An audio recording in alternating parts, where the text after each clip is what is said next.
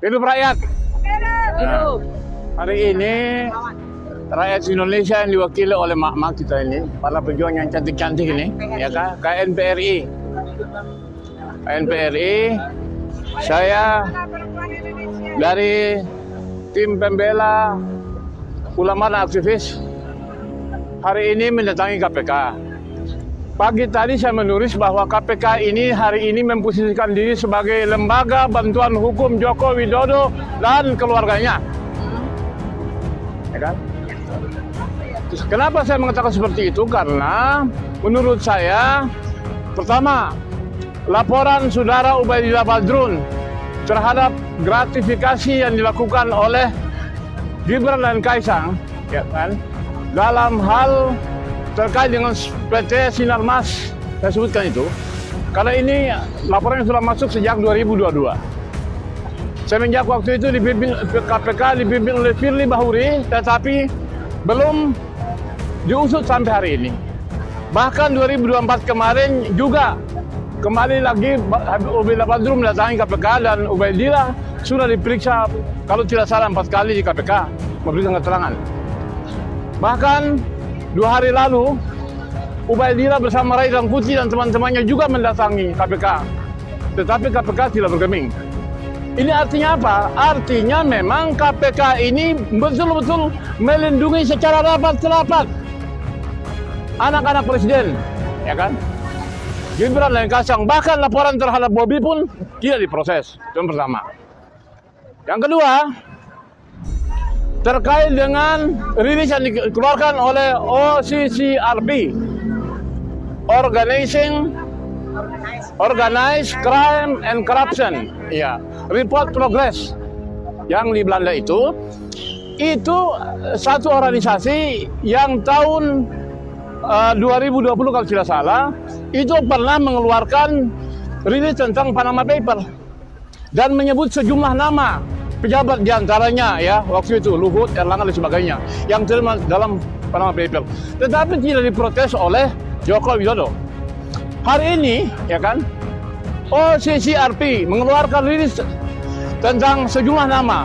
Nomor 1 diantaranya Bashar al-Assad. Ya, kami sudah digulingkan. Kemudian finalis kedua adalah Joko Widodo dan beberapa lagi nama, ada kejelasan nama.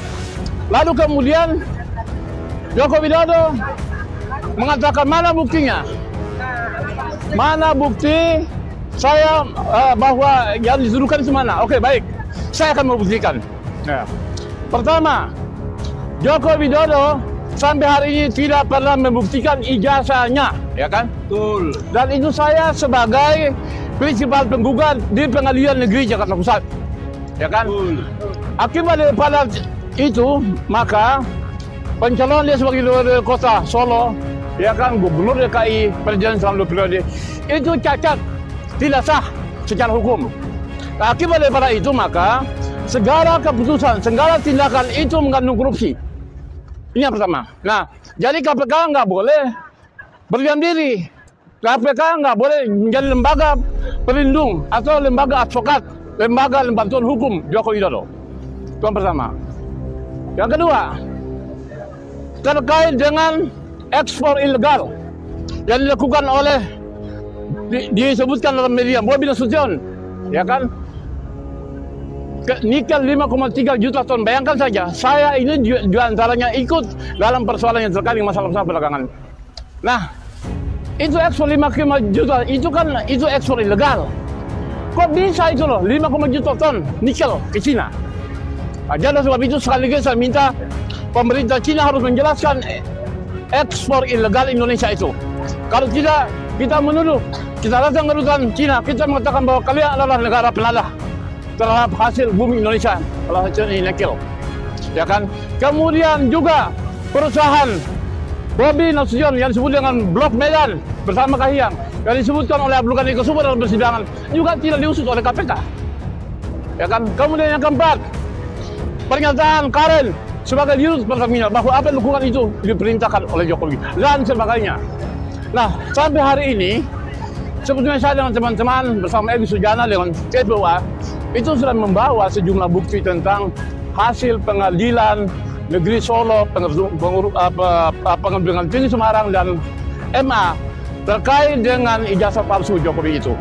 Dan itu adalah menyebab akibat daripada itu, maka administrasi pemerintahan selama wali kota selama 7 tahun di Solo, kemudian gubernur di Jakarta 2 tahun, 7 tahun ditambah dengan 10 tahun, ini cacat, tidak sah. Ini persoalannya. Nah, ini harus menjadi tugas KPK untuk mengusut. Jangan KPK kemudian seolah-olah pasang badan. Nah, sekali lagi, teman-teman media dan ibu sekalian, saya mendukung perjuangan kalian semuanya.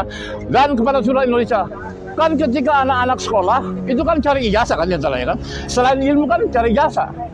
Nah, sekarang ini bagaimana kita punya presiden yang ijazahnya palsu? Nah, oleh sebab itu, sekali lagi, hari ini KPK jangan memposisikan diri sebagai lembaga bantuan hukum atau advokat dari Joko Widodo dan keluarganya. Ya kan? Nah, kalau tidak, memang beberapa hal yang saya menulis bahwa KPK ini juga tidak sah. Kenapa? Dibentuk oleh Joko Widodo di akhir pemerintahannya. Nah, mestinya sesuai Undang-Undang Nomor 30 2002 dan revisi 19 2019, itu mestinya KPK yang sekarang ini dibentuk oleh Presiden Prabowo, panselnya. Nah, ini malah dibentuk oleh Joko Widodo. Oleh sebab itu, inilah saya melihat dalam pandangan saya adalah upaya-upaya melakukan perlindungan menggunakan instrumen hukum KPK, ya kan, dalam hal ini untuk melindungi tudingan-tudingan atau praktek-praktek korupsi yang dilakukan oleh Joko Widodo. Sekian, assalamualaikum warahmatullahi wabarakatuh.